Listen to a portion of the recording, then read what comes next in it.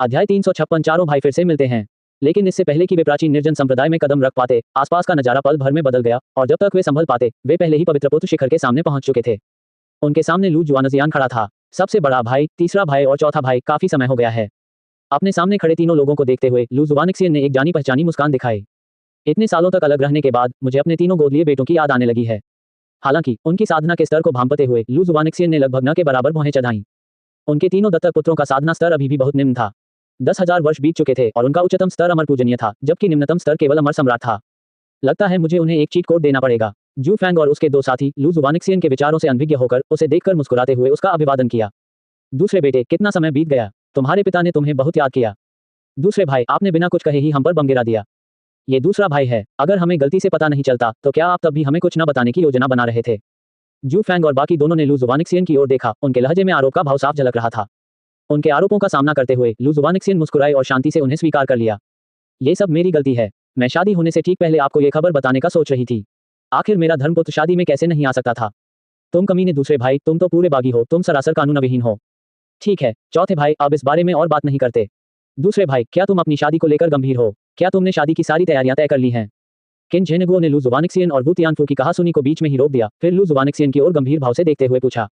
जब गंभीर मामलों का जिक्र होता था तो लू जुआनजियान का चेहरा गंभीर हो जाता था। बेशक मैं गंभीर हूँ। जहां तक विशिष्ट विवरणों की बात है, मैंने पहले ही पता लगा लिया है कि इसे कैसे करना है।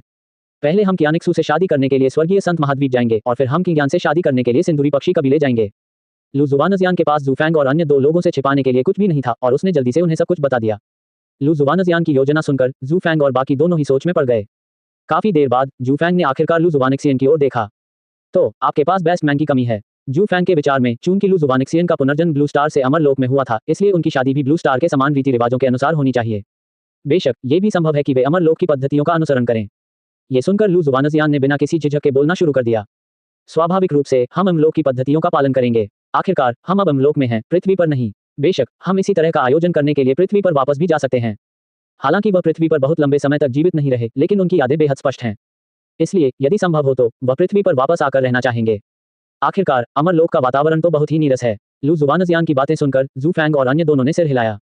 स्वर्गलोक में होने वाली शादियां पृथ्वी पर होने वाली शादियों से बहुत अलग नहीं होती, सिवाय इसके कि वहां दूल्हे के दोस्त या दुल्हन की सहेलियां नहीं होती, केवल नौकर और नौकरानियां होती हैं।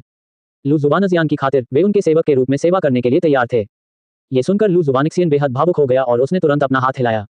जल्दीबाजी की कोई जरूरत नहीं है। मैंने हिसाब लगाया है कि सबसे अच्छा समय अब से 3450 दिन बाद का है और शादी उसी समय होगी। इसलिए जल्दबाजी करने की कोई जरूरत नहीं है। ठीक है, अगर ऐसा है तो चलिए अगले 10 वर्षों में प्राचीन निर्जन संप्रदाय में आपसे मिलते हैं। आखिर हम चारों भाइयों को ठीक से बात किए हुए काफी समय हो गया है। किन झेंगुओ ने सुझाव दिया। लू जुआनिक्सियन ने भौहें चढ़ाकर पूछा, क्या आपके अपने गुटों के भीतर कोई काम नहीं है। लू जुआनजियान की धारणा में उन तीनों के पास अपनी अपनी ताकतें थीं और वे बहुत लंबे समय तक वहां से दूर नहीं रह सकते थे। लेकिन जू फैंग ने हाथ हिलाते हुए कहा, कोई बात नहीं। हमारी शक्ति कुछ भी नहीं है। अभी सबसे महत्वपूर्ण बात आपका मामला है, दूसरे भाई। बिल्कुल सही। वैसे भी अगर आप न होते दूसरे भाई तो हम धरती पर बहुत पहले ही मर चुके होते। सत्ता स्थापित करने की तो बात ही छोड़िए। हम समझ सकते हैं कि क्या ज्यादा महत्वपूर्ण है। वू तियानफू ने भी इसी भावना को दोहराते हुए अपनी बात रखी। उनकी जिद देखकर लू जुआनिक्सियन उन्हें और मना नहीं कर सकी और सहमति में सिर हिला दिया। अध्याय 357 आप सभी को एक आसान तरीका बता रहे हैं। लू जुआनजियान की बातें सुनकर वे तीनों एक बार फिर गहरे सदमे में आ गए।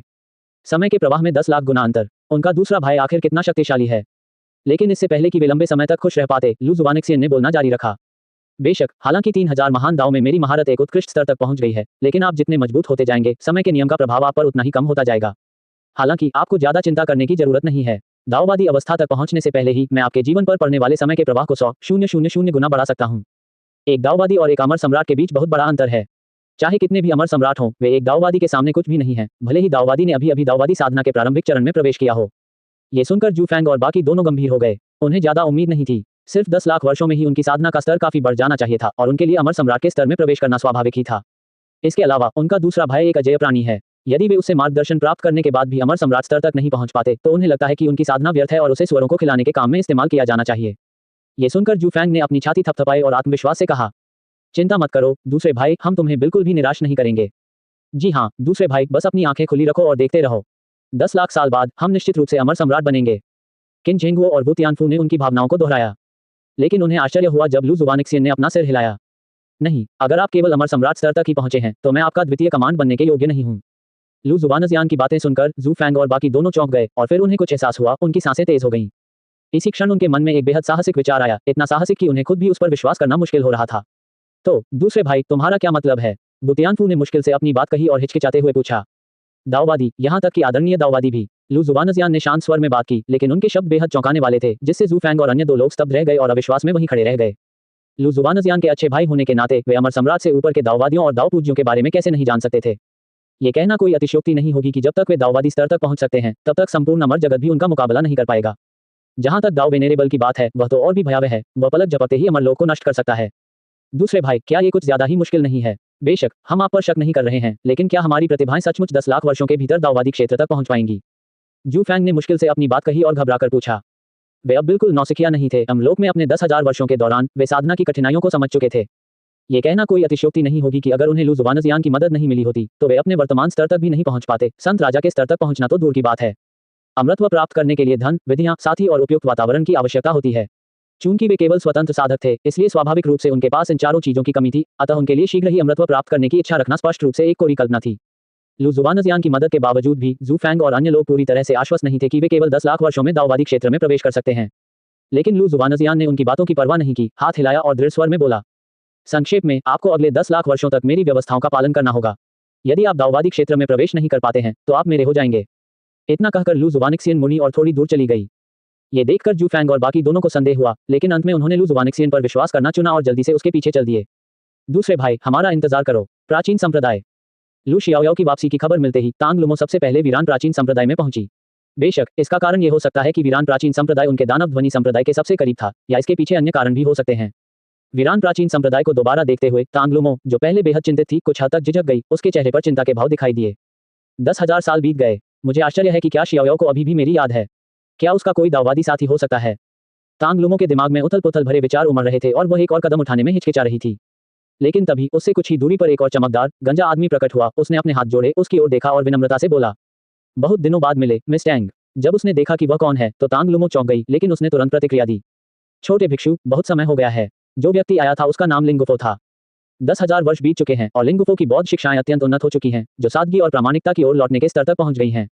उनकी साधना का स्तर अमर पूजनीय के स्तर तक पहुंच चुका है। मिस टैंग, आपकी सूरत देखकर लगता है कि प्यार के मामले में आपकी किस्मत चमकने वाली है। मुझे हैरानी है कि क्या आपको कोई पसंद भी आ गया है। लिंगुफो ने तांग लुमो की ओर देखा, उसके असामान्य व्यवहार पर ध्यान दिया और कुछ अनुमान लगाने के बाद आश्चर्य का भाव प्रकट किया। बौद्ध धर्म में स्वयं ही भविष्यवाणी से संबंधित विधियां हैं, और लिंगुफो की गहन उपलब्धियों को देखते हुए यह आश्चर्य की बात नहीं है कि वह इसका अनुमान लगाने में सक्षम थे। लिंगुफो को इस बात पर हैरानी हुई कि तांग लुमो हमेशा साधना पर ध्यान केंद्रित करने और साथी में कोई दिलचस्पी न रखने का दावा करती थी, लेकिन अब उसे लगा कि तांग लुमो का किसी के साथ प्रेम प्रसंग होने वाला है। तो क्या यह महज एक संयोग था, या तांग लुमो सचमुच किसी को पसंद करती थी? लिंगुफो की बातें सुनकर तांग लुमो का दिल एक पल के लिए धड़कना भूल गया और उसने घबराकर निगल लिया। उसने लिंगुफो के अनुमानों के बारे में सुना था और वे शायद काफी सटीक थे। मस्साका, एक साहसिक संभावना के बारे में सोचते हुए तांग लुमो घबराई हुई लग रही थी। हाल ही में आपके साथ कोई अप्रत्याशित घटना नहीं होनी चाहिए थी और आपके अनुमान भी गलत नहीं होने चाहिए थे। अमिताभ, मिस टैंग, मैं आजकल बहुत अच्छा महसूस कर रहा हूँ। इसके अलावा मैंने 100 भविष्यवाणियां की हैं और परिणाम हमेशा यही होता है कि मिस टैंग, आपका जल्द ही किसी के साथ प्रेम प्रसंग होगा, इसलिए ये लगभग निश्चित है। लिंगुफो ने अपने हाथ जोड़कर अत्यंत विनम्र स्वर में बात की। लिंगुफो का सटीक उत्तर मिलने के बाद तांग लुमो के मन में दृढ़ संकल्प जागा कि उसे लू शियाओयाओ को जीतना ही होगा। लेकिन जैसे ही वे कुछ कहने वाले थे, पलक झपकते ही कई आकृतियां उनके सामने प्रकट हो गईं। वे सभी 10,000 साल पहले विलक्षण प्रतिभाओं की रैंकिंग में शीर्ष 10 में शामिल थे। प्रतिभावान बच्चों की सूची में शीर्ष 10 में शामिल होने के कारण वे स्वाभाविक रूप से एक दूसरे को जानते थे और उनके बीच उत्कृष्ट संबंध थे। बेशक 10,000 साल बीत चुके हैं और वे बहुत पहले ही 10,000 साल की उम्र तक पहुंच चुके हैं, इसलिए उन्हें प्रतिभाशाली लोगों की सूची से हटा दिया गया है। प्रतिभावानों की रैंकिंग में शीर्ष 10 प्रतिभाशाली व्यक्तियों ने पिछले 10,000 वर्षों में अपनी साधना में कोई कमी नहीं आने दी है। इतना ही नहीं, अपनी असाधारण प्रतिभा के कारण 10वें स्थान पर मौजूद प्रतिभाशाली व्यक्ति भी अमर पूजनीय बनने की प्रारंभिक अवस्था तक पहुंच चुका है। अध्याय 358 शीर्षकहीन मसौदा। मिस तांग, लिनफुजी, बहुत समय हो गया है। प्रतिभा रैंकिंग में 10वें स्थान पर काबिज किनवुडाओ ने दोनों का गर्मजोशी से स्वागत किया। तांग लुमो और लिंगुफो ने किनवुडाओ को विस्मय भरी निगाहों से देखा। इसका एकमात्र कारण यह है कि यद्यपि किनवुडाओ अभी भी एक अविभागी साधक है, फिर भी साधना स्तर के मामले में वह उनसे किसी भी तरह से कमतर नहीं है। वह पहले ही अमर पूजनीय बनने की प्रारंभिक अवस्था में प्रवेश कर चुका है। तांग लुमो और लिंगुफो का अभिवादन करने के बाद किनवुडाओ ने चारों ओर देखा और फिर असमंजस में पड़ गया। अजीब बात है, दाओई भाई कहाँ हैं? क्या वह लू शियाओयाओ के सबसे करीब नहीं है? वह अभी तक क्यों नहीं आए? जैसे ही किनवुडाओ बोलने लगा, तांग लुमो और अन्य लोगों को आखिरकार समझ में आया कि क्या हो रहा है और वे उत्सुकता से देखने लगे। लेकिन तभी आकाश से एक आकृति उतरी और उनके सामने प्रकट हुई। उसकी आवाज कुछ हद तक शांत थी। सज्जनों, काफी समय हो गया है। जो व्यक्ति वहां पहुंचा वह ली दाओई के अलावा और कोई नहीं था। ली दाओई को दोबारा देखने पर कोई भी उनकी आभा में कुछ उतार चढ़ाव महसूस कर सकता था, मानो उन्होंने काफी मात्रा में ऊर्जा खर्च की हो। आखिरकार कुआंग तियानमिन और हुआंग गुजोंग के बीच की दूरी सबसे अधिक है, इसलिए ली दाओई के लिए इतने कम समय में वहां पहुंचना पहले से ही बेहद मुश्किल है। ली दाओई के आगमन के साथ ही विलक्षण प्रतिभा रैंकिंग में शीर्ष 10 प्रतिभाशाली छात्र अब उपस्थित थे। जैसे ही ली दाओई पहुंचे, किन बुडाओ ने उन्हें देखा और उनकी उपस्थिति को ध्यानपूर्वक महसूस किया, फिर आश्चर्य का भाव दिखाया। उसने ली दाओई को लंबे समय से नहीं देखा था और शुरू में सोचा था कि वह उसके करीब आ सकता है, लेकिन उसे यह उम्मीद नहीं थी कि ली दाओई वास्तव में अमर पूजनीय के शिखर तक साधना कर चुका है, अमर सम्राट बनने से बस एक कदम दूर है। इसके मुकाबले एक अमर पूजनीय के रूप में उनका प्रारंभिक चरण काफी हास्यास्पद प्रतीत होता था। नहीं, मुझे और भी कड़ी मेहनत करनी होगी। देर सवेर मैं निश्चित रूप से आपके स्तर तक पहुंच जाऊंगा। किन बुडाओ ने गहरी सांस ली और अटूट दृढ़ संकल्प के साथ सोचने लगा। कुछ ही दूरी पर स्थित ली दाओई को देखते हुए किन बुडाओ के चेहरे पर प्रशंसा के भाव थे, मानो वह अपने आदर्श को देख रहा हो। किन बुडाओ की निगाहों को देखकर ली दाओई ने लगभग न के बराबर भौहें सिकोड़ी। ये आदमी मुझे इस तरह देख रहा है, क्या ये समलैंगिक हो सकता है? जब से किन बुडाओ ने स्वर्गीय गौरव की श्रेणी में आसीन हुए हैं, अनगिनत परियों और सुंदरियों ने उनकी बाहों में खुद को समर्पित करने की इच्छा जताई है, लेकिन किन बुडाओ ने उन सभी को अस्वीकार कर दिया है। अपने विचारों के सच होने की आशंका को भांपते हुए ली दाओई अवचेतन रूप से किन बुडाओ से दूर एक स्थान पर चले गए। मेरी यौन अभिरुचि सामान्य है। हम सब लोग, मुझे लगता है कि आप सब भाई शियाओ से मिलने आए हैं। अगर ऐसा है तो क्यों ना हम सब एक साथ अंदर चलें। इस समय पुरानी यादों को ताज़ा करने का सिलसिला खत्म होने के बाद लिंग गुफो ने सबसे पहले बात की। लिंग गुफो के बोलते ही तांग लुमो की आंखें चमक उठी। उसे शुरू में चिंता थी कि अकेले शियाओ से मिलने जाना शायद बहुत ही गुस्ताखी भरा कदम होगा, लेकिन अगर मैं उनके साथ जाता तो शायद मैं इतना अभिमानी नहीं होता। ये सोचकर तांग लुमो ने झट से सिर हिलाया। ठीक है, चलो जल्दी से अंदर चलते हैं। ये कहने के बाद वे दोनों प्राचीन निर्जन संप्रदाय में प्रवेश करना चाहते थे, लेकिन उसी क्षण ली दाओई ने सबसे पहले कुछ देखा और उसके चेहरे के भाव अचानक बदल गए। अच्छा नहीं है। अगले ही क्षण प्राचीन निर्जन संप्रदाय की गहराई से एक अतुलनीय भव्य आभा निकली। इस आभा को महसूस करते ही तांग लुमो और अन्य लोगों ने भी अपने भावों में भारी बदलाव के साथ उजाड़ प्राचीन संप्रदाय की गहराई की ओर देखा। ये भयावह आभा कुछ ही पलों में पूरे अमलोक में फैल गई, जिससे अमलोक की अनगिनत शक्तिशाली हस्तियां प्राचीन निर्जन संप्रदाय की दिशा की ओर देखने के लिए आकर्षित हुई। अध्याय 359 लू शियाओ दाओवादी क्षेत्र में प्रवेश करती है। 1 कितनी शक्तिशाली आभा है। क्या किसी ने दाओ लोक में प्रवेश कर लिया है? वह कौन हो सकता है? एजियो ड्रैगन कबीले के क्षेत्र के भीतर एजियो ड्रैगन अमर सम्राट ने अचानक ऊपर की ओर देखा और प्राचीन निर्जन संप्रदाय की दिशा में टकटकी लगाई। नहीं, शायद अब इसे नीला ड्रैगन अमर सम्राट नहीं कहा जाना चाहिए, इसे नीला ड्रैगन दाओवादी कहना बेहतर होगा। आखिरकार एजियो ड्रैगन अमर सम्राट 7000 साल पहले ही दाओवादी क्षेत्र में प्रवेश कर चुके थे। एजियो ड्रैगन वंश के प्रति चिंता के कारण ही उन्होंने अपनी साधना को संयमित रखा और अमर सम्राट स्तर के शिखर पर अमर क्षेत्र में बने रहे। न केवल एजियो ड्रैगन अमर सम्राट, बल्कि अमर क्षेत्र के अन्य 10 शक्तिशाली कुलों के दाओवादियों ने भी प्राचीन निर्जन संप्रदाय की दिशा में देखा और पलक झपकते ही वे प्राचीन निर्जन संप्रदाय की ओर दौड़ पड़े। वे सभी इस बात को लेकर बेहद उत्सुक थे कि आखिर किसके पास उनकी ही तरह दाओवादी क्षेत्र में प्रवेश करने की ऐसी क्षमता है। दूसरी ओर स्थित प्राचीन निर्जन संप्रदाय के अंदर जू लॉन्ग निर्देश दे रहा था कि अचानक उसे कुछ एहसास हुआ और उसने आश्चर्यचकित भाव से होली सोन पीक की दिशा में देखा। ये शोरगुल सेंट सोन पीक की दिशा से आ रहा है। सेंट सोन ने दाओवादी क्षेत्र में प्रवेश कर लिया है। जब 10 शक्तिशाली कुलों के सर्वोच्च अमर सम्राटों ने पहली बार दाओवादी क्षेत्र में प्रवेश किया तो उन्होंने इसे छिपाया नहीं। इसलिए जू लॉन्ग अमर सम्राट क्षेत्र के शिखर से दाओवादी क्षेत्र में संक्रमण से संबंधित घटनाओं से काफी परिचित था। इसलिए वर्तमान हलचल को देखकर उसने अनुमान लगाया कि यह हलचल पवित्र पुत्र के दाओवादी क्षेत्र में प्रवेश करने के कारण ही होगी। आखिरकार इस तथ्य के अलावा कि पवित्र पुत्र ने दाओवादियों के क्षेत्र में कदम रखा था, वह किसी अन्य संभावना का अनुमान नहीं लगा सकता था। लू शियाओ को दाओवादी क्षेत्र में प्रवेश करने का प्रयास शुरू करते देख जू लॉन्ग अपनी उत्तेजना को और नियंत्रित नहीं कर सका। ये दाओवादी क्षेत्र है, शक्ति का एक ऐसा स्तर जो वर्तमान अमरलोक में केवल 10 सबसे शक्तिशाली कुलों के पास है। यदि प्राचीन निर्जन संप्रदाय के पास ऐसा दाओवादी क्षेत्र विशेषज्ञ होता तो क्या इसका यह अर्थ नहीं होता कि प्राचीन निर्जन संप्रदाय 10 महान कुलों के समान स्तर पर पहुंचने वाला था। लेकिन कुछ एहसास होने के बाद जू लॉन्ग के चेहरे के भाव अचानक बदल गए। किसी सर्वोच्च अमर सम्राट के दाओवादी क्षेत्र में प्रवेश करने से उत्पन्न हलचल बहुत भीषण होती है। यदि लू शियाओ अपने प्राचीन निर्जन संप्रदाय के भीतर दाओवादी क्षेत्र में प्रवेश कर जाए तो ये हलचल संभवतः पूरे संप्रदाय को नष्ट करने के लिए पर्याप्त होगी। नहीं, ये केवल प्राचीन निर्जन संप्रदाय ही नहीं है, प्राचीन निर्जन संप्रदाय के केंद्र में होने के कारण दाओवादियों के प्रकोप से लगभग आधा स्वर्ग नष्ट हो जाएगा। उस समय 10 शक्तिशाली कुलों के सर्वोच्च अमर सम्राटों ने दाओवादी क्षेत्र में प्रवेश करने का साहस करने से पहले एक दूरस्थ स्थान की खोज की। फिर भी उनकी भयानक शक्ति ने उनके चारों ओर केंद्रित आकाश के एक छोटे से हिस्से को नष्ट कर दिया। हुआंगू संप्रदाय के बाहर ली दाओई और अन्य लोगों ने पहले 10 शक्तिशाली कुलों के सर्वोच्च अमर सम्राटों को दाओवादी क्षेत्र में प्रवेश करते देखा था। इसलिए प्राचीन निर्जन संप्रदाय से उठ रही हलचल को देखकर उन्होंने अनुमान लगाया कि यह संभवतः लू शियाओ के कारण हुई होगी। यह हलचल इस बात का संकेत है कि एक सर्वोच्च अमर सम्राट ने दाओ क्षेत्र में प्रवेश कर लिया है। इस प्राचीन निर्जन संप्रदाय में आखिर वह कौन है जो अमर सम्राट क्षेत्र के शिखर से दाओ क्षेत्र में आगे बढ़ने वाला है? और कौन हो सकता है? प्राचीन वीरान संप्रदाय के गुरु जू लॉन्ग तो सिर्फ एक दिव्य पूज्य हैं। इतनी जल्दी वे दाओ लोक तक कैसे पहुंच सकते हैं? तो आपका मतलब क्या है? लू शियाओ के अलावा मुझे किसी और का नाम याद नहीं आ रहा है। आसपास के प्रतिभाशाली लोगों की फुसफुसाहट ने ली दाओई के चेहरे की गंभीरता को और बढ़ा दिया और उसका दिल बैठ गया। काफी देर बाद उसके चेहरे पर एक कड़वी मुस्कान दिखाई दी।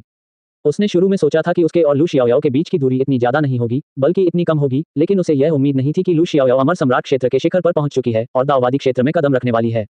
खुद को देखते हुए मैंने इतने लंबे समय तक साधना की है और मैं अभी भी अमर पूजनीय स्तर के शिखर पर ही हूँ। क्या मुझे अब भी लू शियाओ के साथ कंधे से कंधा मिलाकर खड़े होने का अधिकार है? लेकिन ली दाओई ही अकेले ऐसे नहीं थे जिनका दिल भारी था, उनके बगल में खड़े तांग लुमो भी इसी बोझ से दबे हुए थे। अध्याय 360 लू शियाओयाओ दाओवादी क्षेत्र में प्रवेश करती है 2। तांग लुमो के चेहरे पर निराशा की झलक दिखाई दी। ली दाओई की तरह उसने भी शुरू में सोचा था कि इतने लंबे समय तक साधना करने के बाद वह लू शियाओयाओ के सामने खड़े होने और फिर खुलेआम उसका पीछा करने के योग्य हो गई है। लेकिन उन्हें आश्चर्य हुआ कि लू शियाओयाओ अभी भी उनसे बहुत आगे थी और यहाँ तक कि दाओवादी क्षेत्र में कदम रख चुकी थी। क्या अब भी मुझे लू शियाओयाओ के पीछे पड़ने का अधिकार है? तांग लुमो गहरे संदेह में पड़ गया, लेकिन वह जल्दी ही संभल गई। हिम्मत रखो तांग लुमो, तुम ये जरूर कर सकते हो। तुम तांग लुमो हो, ऐसा कुछ भी नहीं है जो तुम नहीं कर सकते।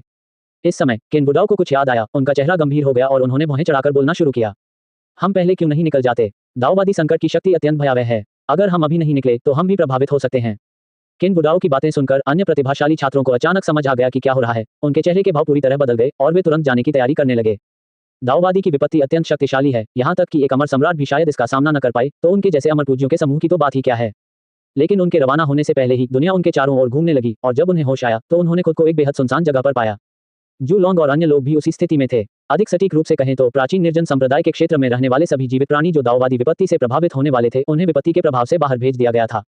ये कदम उठाने वाला व्यक्ति लू जुवानजियान के अलावा और कोई नहीं था। मेरे बेटे ने मुझे निराश नहीं किया, वह इतनी जल्दी ही दाओवादी अवस्था तक पहुंच गया है। लू जुवानिक्सियन जू लॉन्ग और अन्य लोगों के सामने खड़ी थी और संतुष्टि भरे भाव से उजाड़ प्राचीन संप्रदाय की दिशा की ओर देख रही थी। चूंकि उनके बेटे ने पहले ही अपनी आध्यात्मिक प्रगति शुरू कर दी थी, इसलिए उसे आगे बढ़ाना अनुचित होता। इसलिए लू जुवानिक्सियन ने सबसे निर्णायक तरीका चुना, दाओवादी संकट में फंसे प्राणियों को सीधे वहां से स्थानांतरित करना। दाओ पूर्वज क्षेत्र में होने के कारण यह उनके लिए बेहद आसान था। वरिष्ठ पवित्र पुत्र ठीक ही होंगे, है ना? लू जुवानिक्सियन को देखकर जू लॉन्ग ने अनुमान लगा लिया कि क्या हुआ होगा, लेकिन वह फिर भी थोड़ा चिंतित था और पूछने के लिए उसके पास गया। लू जुआनजियान ने अपना हाथ लहराया। कोई बात नहीं, शियाओयाओ की नींव मजबूत है और उसमें जबरदस्त ताकत है। सफलता पाना तो बस एक छोटी सी बात है। लू जुवानजियान का जवाब मिलने के बाद जू लॉन्ग ने आखिरकार राहत की सांस ली, लेकिन वह अंदर ही अंदर थोड़ा उदास महसूस करने से खुद को रोक नहीं सका। वे दोनों ही प्राचीन पवित्र शरीर हैं और मैं पवित्र पुत्र से कहीं अधिक समय से साधना कर रहा हूँ। फिर भी मैं केवल अमर पूजनीय के प्रारंभिक चरण तक ही क्यों पहुंच पाया हूँ, जबकि पवित्र पुत्र पहले ही दाओवादी क्षेत्र में प्रवेश कर चुके हैं। क्या ऐसा हो सकता है कि प्राचीन पवित्र निकायों के बीच अन्य अंतर भी हों?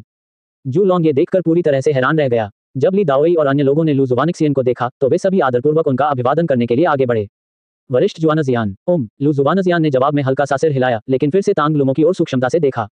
आखिरकार भविष्य देख सकने वाले व्यक्ति के लिए ये तथ्य कि तांग लुमो उनकी बहू है पहले से ही तय है। इसके अलावा तांग लुमो उन्हें पसंद भी है, इसलिए स्वाभाविक रूप से उन्हें तांग लुमो पर कुछ और नजरें डालनी ही होंगी। तांग लुमो लू जुवानिक्सियन को देखकर बेहद घबरा गई थी। आखिर लू जुवानिक्सियन न केवल उसके लिए एक महान हस्ती थे, बल्कि उस व्यक्ति के पिता भी थे जिनसे वह प्यार करती थी। भला वह घबराए बिना कैसे रह सकती थी? लेकिन ये देखकर कि लू जुवानजियान उसकी तरफ नहीं देख रही थी, तांग लुमो को थोड़ी निराशा हुई। हालांकि उसने जल्दी ही खुद को संभाला और दृढ़ निश्चय किया कि एक दिन वह अपने कार्यों से लू जुवानिक्सियन और दूसरों को दिखाएगी कि वह लू जियाओयाओ के योग्य है और वह निश्चित रूप से लू जियाओयाओ के साथ खड़ी रहेगी। अध्याय 361 लू शियाओयाओ दाओवादी क्षेत्र में प्रवेश करती है 3। तभी अचानक कई लोग उनके बगल में प्रकट हुए और झुककर उनका अभिवादन किया। वे किंगलोंग दाओवादी और उनके साथी थे, वरिष्ठ जुआनजियान। उन्होंने मूल रूप से लू जुवानजियान की शादी के दिन आने की योजना बनाई थी, लेकिन अब जब लू जियाओयाओ ने दाओवादी क्षेत्र में प्रवेश कर लिया है तो उनके पास पहले आने के अलावा कोई विकल्प नहीं है। बेशक उपस्थित दाओवादियों में से केवल जू की ज्ञान ही नहीं आई थी। आखिरकार उसे पहले ही अंदाजा हो गया था कि यह लू शियाओयाओ का दाओवादी बनने का आंदोलन था, इसीलिए वह नहीं आई थी। एजियो ड्रैगन दाओइस्ट और अन्य लोगों के सामने लू जुवानिक्सियन ने केवल हल्का सा सिर हिलाया और फिर चुप हो गई। आखिरकार वह किंगलोंग और बाकी लोगों से सिर्फ एक बार मिला था और वे घनिष्ठ मित्र नहीं थे। सिर हिलाना भी उनके लिए एक बड़ी कृपा थी। ये देखकर एजियो ड्रैगन दाओइस्ट और अन्य लोगों ने बुद्धिमानी से लू जुवानिक्सियन को परेशान करना बंद कर दिया और इसके बजाय प्राचीन निर्जन संप्रदाय की दिशा में देखने लगे। ये देखकर उनके चेहरे भी गंभीर हो गए। पहले हम लू शियाओयाओ के स्थान से काफी दूर थे, इसलिए यह अनुभूति ज्यादा ध्यान देने योग्य नहीं थी। लेकिन अब जैसे जैसे वे करीब आते हैं, उन्हें लू शियाओयाओ के दाव के कष्ट की भयावह शक्ति का पूरा एहसास होता है।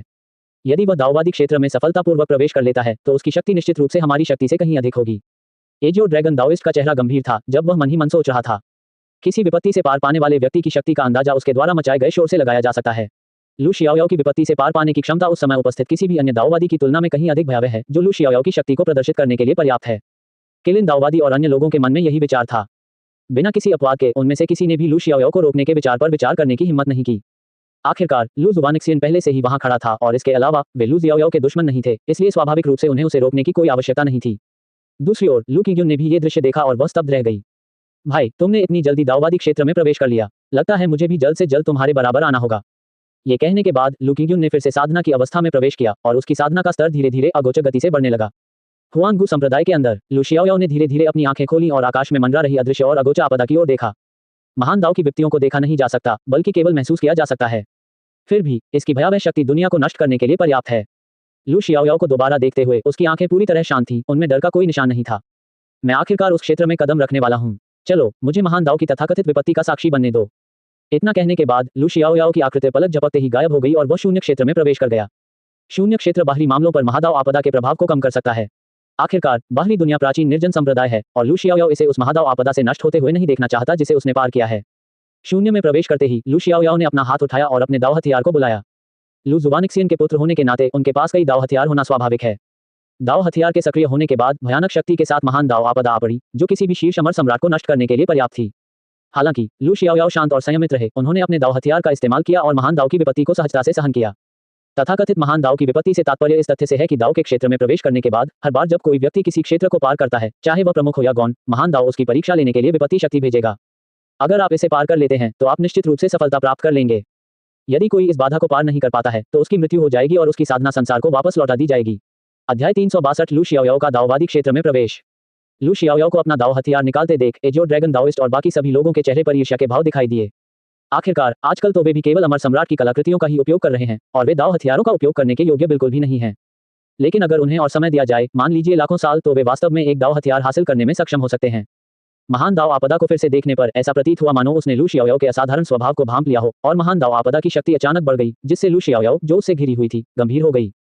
लेकिन इससे वह थोड़ा और गंभीर हो गया। महान दाव की विपत्ति भी उसके सिर के एक बाल को भी नुकसान नहीं पहुंचा सकी। जल्द ही बिजली की आपदा धीरे धीरे समाप्त हो गई, लेकिन एजियो ड्रैगन दाववादी और अन्य लोगों के दिलों में गंभीरता बनी रही। दाववादी बनने का मार्ग आसान नहीं है। महान दाव संकट को 3 चरणों में विभाजित किया गया है। बिजली का प्रकोप, आंतरिक राक्षसों का प्रकोप और स्वर्ग और मनुष्य के पतन के 5 लक्षण। बिजली की विपत्ति सबसे सरल चरण है और मूल रूप से कोई भी अमर व्यक्ति जो अपने प्रयासों से साधना करता है इसे आसानी से पार कर सकता है। इसके बाद आने वाली आंतरिक राक्षसी विपत्ति, जैसा कि नाम से ही स्पष्ट है, आंतरिक राक्षसी विपत्ति है। आंतरिक राक्षसी पीड़ा पीड़ित व्यक्ति के हृदय में भय को अनंत गुना बढ़ा देती है। यदि पीड़ित व्यक्ति भयभीत हो जाता है या उसमें लिप्त हो जाता है तो वह आंतरिक राक्षसी प्रभाव से दूषित हो जाएगा और सदा के लिए मायाजाल में सोया रहेगा। हालांकि एक बार जब आप आंतरिक राक्षसों की पीड़ा से पार पा लेते हैं तो स्वर्ग और मनुष्य के पतन के तथाकथित 5 लक्षण कुछ भी नहीं रह जाते। जब तक कि आप पर समान या उच्चतर लोक की किसी सत्ता द्वारा हमला न किया जाए, तब तक यह एक निश्चित परिणाम ही होता है। जल्द ही आंतरिक दानव की शक्ति चुपचाप लू शियाओयाओ पर उतर आए और उसे आंतरिक दानव के भ्रम में खींच लिया। एजियो ड्रैगन दाओइस्ट और अन्य लोग लू शियाओयाओ के लिए चिंतित और घबरा गए, विशेषकर तांगलुमो। लेकिन जब तांगलुमो ने कुछ ही दूरी पर स्थित लू जुवानिक्सियन को देखा और उसके शांत और संयमित चेहरे को देखा तो उसने आखिरकार राहत की सांस ली। उनकी राय में चूंकि शियाओयाओ के पिता लू जुवानशियान ने भी चिंता के कोई संकेत नहीं दिखाए, ये साबित करने के लिए पर्याप्त था कि शियाओयाओ इस विपत्ति के दौरान सुरक्षित और स्वस्थ रहेगी। और सब कुछ वैसा ही हुआ जैसा उसने अनुमान लगाया था। लू जुवानशियान ने सचमुच भविष्य देख लिया था। उसका बेटा केवल प्रारंभिक अवस्था का दाववादी बनकर नहीं रह जाएगा, उसका भविष्य अविश्वसनीय रूप से शक्तिशाली होगा जो केवल उसके स्वयं के अस्तित्व के बाद दूसरे स्थान पर होगा। इसलिए चिंता करने की कोई बात नहीं थी। लगभग 2.5 साल बाद लू शियाओयाओ ने महाविद्या को सफलतापूर्वक पार कर लिया और दाववादी क्षेत्र में प्रवेश कर लिया। जैसे ही उसने दाववादी क्षेत्र में कदम रखा, उससे एक भयानक आभा निकली जिसने तुरंत पूरे पवित्र क्षेत्र को घेर लिया। लक्ष्य प्राप्त हो गया। जैसे ही लू शियाओयाओ ने दाववादी क्षेत्र में कदम रखा, अमर क्षेत्र ने मानो उसे पीछे धकेलकर दूर भगाने की कोशिश की, लेकिन लू जुवानशियान ने थोड़ा सा माथा सिकुड़ा और घृणा की भावना तुरंत गायब हो गई। लू जुवानिक्सियन की वर्तमान शक्ति को देखते हुए अमर लोक की तो बात ही छोड़िए, यहाँ तक कि दाव लोक का स्वर्गीय दाव भी उसकी अवज्ञा करने का साहस नहीं करेगा। लू शियाओयाओ को दाववादी क्षेत्र में सफलतापूर्वक प्रवेश करते देख वहां मौजूद सभी दाववादी गुरुओं ने, जिनमें एजियो ड्रैगन दाववादी भी शामिल थे, आगे बढ़कर मुस्कुराते हुए उन्हें बधाई दी। अपने सामने मौजूद एजियो ड्रैगन दाओइस्ट और अन्य लोगों को देखते हुए लू शियाओयाओ शांत रहा। उसके दिल में कोई खास भावना नहीं दिखी। वह हजारों वर्षों से उनके अस्तित्व के बारे में जानता था और उस समय शायद वह उनके प्रति कुछ सम्मान रखता था, लेकिन अब उसके मन में केवल उदासीनता ही थी। चूंकि मैं उनके लिए पूरी तरह से अजनबी था और अब मैं उनके बराबर स्तर पर पहुंच गया हूं और मुझे यकीन है कि मैं भविष्य में उन्हें पीछे छोड़ दूंगा, तो मैं उनका सम्मान कैसे कर सकता हूं। अध्याय 363 आपके साथ पहले जैसा व्यवहार करना। पिता लू जुवानशियान को देखते ही लू जियाओयाओ आगे बढ़ी और आदरपूर्वक उससे पूछा। लू जुवानिक्सियन ने हल्के से सिर हिलाया, फिर अपने चारों ओर खड़े एजियो ड्रैगन दाओइस्ट और अन्य शक्तिशाली अमर लोगों की ओर देखा और शांत स्वर में कहा, कृपया सभी लोग वापस चले जाएं। मेरे बेटे ने अभी अभी सफलता हासिल की है और वह मेहमानों का स्वागत करने की स्थिति में नहीं है। ये देखकर कि लू जुवानिक्सियन ने उन्हें भगा दिया है, भले ही किंगलोंग दाओइस्ट और अन्य लोग वास्तव में लू जियाओयाओ से बात करना चाहते थे, वे निराश होकर ही चले गए। घटनास्थल पर केवल ली दाओई और कुछ अन्य लोग ही बचे थे। ली दाओई को दोबारा देखते हुए उसकी आंखों में लू शियाओयाओ के लिए प्रशंसा का भाव था, जो स्पष्ट रूप से दर्शाता था कि लू शियाओयाओ की शक्ति इतनी बढ़ गई थी कि वह उसके करीब भी नहीं आ सकता था। फिर भी उनकी लड़ने की भावना कम नहीं हुई थी। उसे विश्वास था कि देर सवेर वह लू शियाओयाओ के बराबर स्तर तक पहुंचने में सक्षम होगा और फिर लू शियाओयाओ से दोबारा मुकाबला करेगा। जैसे ही तांगलुमो ने लू शियाओयाओ को देखा, उसकी आंखों में बसा प्यार साफ झलकने लगा। लिंगुफो और बाकी लोग भी समझ गए कि तांगलुमो की प्रेमिका लू शियाओयाओ ही थी। हालांकि तांगलुमो ने बड़ी चतुराई और कुशलता से अपनी भावनाओं को छिपा लिया, क्योंकि अब उसे कुछ चिंताएं हैं। लू शियाओयाओ आकाश में चमकते चंद्रमा के समान है, जबकि वह धरती पर मात्र एक नश्वर प्राणी है। तो क्या उसे वास्तव में लू शियाओयाओ का पीछा करने और उसके साथ खड़े रहने का अधिकार है? लिंगुफो और अन्य लोगों की बात करें तो लू शियाओयाओ को देखकर उनकी आंखें सदमे से भर गईं, जो बाद में विस्मय में बदल गया। यदि लू शियाओयाओ का साधना स्तर उनके समान होता तो वे केवल उसकी प्रशंसा करते, लेकिन यदि लू शियाओयाओ का साधना स्तर उनसे कहीं अधिक होता तो वे केवल उसके प्रति श्रद्धा का भाव रखते। कुछ ही दूरी पर लू किंग्यून भी लू शियाओयाओ के बगल में प्रकट हुई, मुस्कुराते हुए उसे बधाई दे रही थी। भाई, बधाई हो, आपने इतनी जल्दी दाववादी अवस्था प्राप्त कर ली। यह महज संयोग था, बहन, तुम्हारी प्रतिभा को देखते हुए तुम्हारा दाववादी बनना तो बस समय की बात है। लू शियाओयाओ ने विनम्रता से सिर हिलाया। लू जुआनयुआन और लू फैंगू की बात करें तो लू जियाओयाओ को देखकर उनकी आंखों में ईर्ष्या भरी हुई थी, लेकिन बस इतना ही। आखिरकार लू परिवार के मुखिया होने के नाते लू शियाओयाओ अविश्वसनीय रूप से प्रतिभाशाली कैसे नहीं हो सकती थी। लू शियाओयाओ जितनी मजबूत होगी, लू परिवार के लिए उतना ही अच्छा होगा। हालांकि लू शियाओयाओ के वर्साई संधि जैसे शब्दों को सुनकर लू जुआनयुआन और लू फैंगू को क्रोध का ज्वार महसूस हुआ और वे चाहते थे कि वे स्वयं लू शियाओयाओ को सबक सिखा सकें। लेकिन फिर उसने सोचा कि उनमें से एक अमर सम्राट स्तर के शिखर पर था और दूसरा अमर सम्राट स्तर के मध्य चरण में था, इसलिए वह इस विचार को छोड़ने के लिए विवश हो गया। ये प्रतिभा वाकई बेहद निराशाजनक है। उन्होंने लू शियाओयाओ से कहीं अधिक समय तक साधना की, फिर भी वे उससे पीछे रह गए। भला इसे कौन स्वीकार कर सकता है?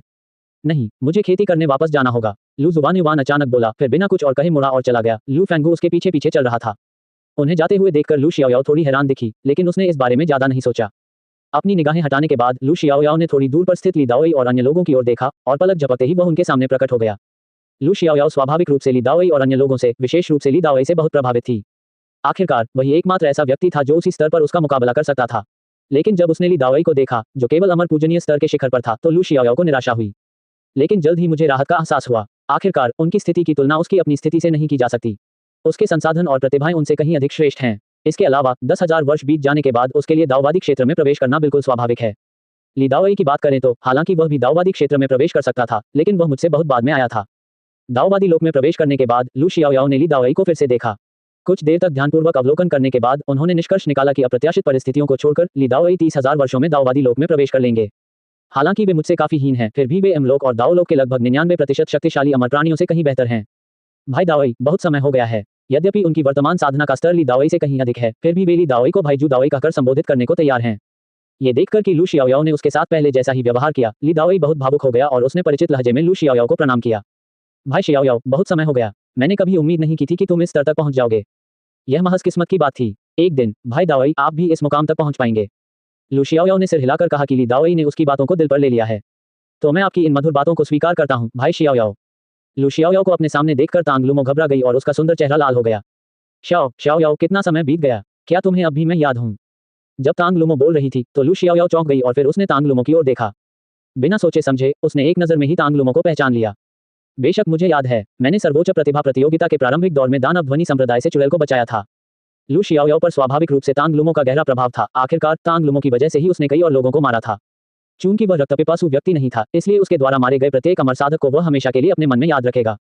ये देखकर कि लू शियाओयाओ को वास्तव में वह याद थी और यहाँ तक कि उनके बीच जो कुछ भी हुआ था वह सब याद था, तांग लुमो भावनाओं के उफान से भर गई। हालांकि उसने कोई जल्दबाजी वाला कदम नहीं उठाया, बल्कि लू शियाओयाओ के सामने थोड़ा झुककर अभिवादन किया। हे विश्राम के पवित्र पुत्र, यदि आपने उस समय मेरी रक्षा न की होती तो आज मेरा भाग्य बिल्कुल अलग होता। इसलिए कृपया मुझे आपके साथ रहने और आपकी कृपा का प्रतिफल देने का अवसर दीजिए। तांग लुमो के बोलते ही वहां मौजूद सभी लोग स्तब्ध रह गए। उन्होंने यह उम्मीद नहीं की थी कि तांग लुमो इतनी खुलकर लू शियाओयाओ के साथ रहने की इच्छा व्यक्त करेगी। इस मामले में शामिल लू शियाओयाओ हैरान दिख रहा था, उसका चेहरा आश्चर्य से भरा हुआ था। लेकिन फिर भी उन्होंने बिना किसी झिझक के इनकार कर दिया। आखिरकार अब उनका ध्यान दांव पर केंद्रित था और वे अपने बच्चों के साथ प्रेम के मामलों में उलझना नहीं चाहते थे।